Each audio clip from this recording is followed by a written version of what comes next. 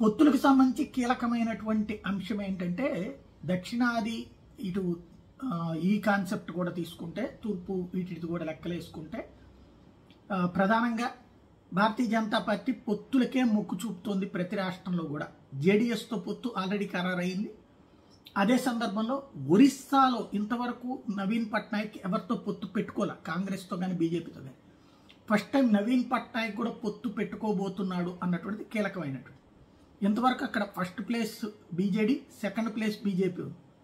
First second ప్లేస్లో ఉన్న వాళ్లే పొత్తు పెట్టుకోవడం అంటే ఆటోమేటిక్గా దెబ్బతిన్న కాంగ్రెస్ పార్టీకి ఊపిరిలు వదిలినట్టు. ఎందుకంటే కాంగ్రెస్ ప్లేస్ని బీజేపీ ఆక్యుపై చేసింది, కానీ బీజేడీ ప్లేస్కి వెళ్ళలేకపోతుంది. బీజేపీ ఒక్కటైతే కాంగ్రెస్ పార్టీ ఆటోమేటిక్గా ప్రధాన ప్రతిపక్షం అవుతుంది, అక్కడ సీట్లు సాధించిన ఆశ్చర్యం. కాకపోతే ఎంపీ సీట్లు సాధించలేదన్నటువంటిది బీజేపీ ధైర్యం. ఇటు కాంగ్రెస్కి ఎమ్మెల్యే అవకాశాలు కొంచెం ఉన్న టోటల్గా ఉండదన్నమాట. ఓవరాల్గా పొత్తుకైతే రంగం సిద్ధమవుతోంది అన్నటువంటిది అది నిజమో కాదు రాబోయే 2-3 రోజుల్లో తేలుతుంది.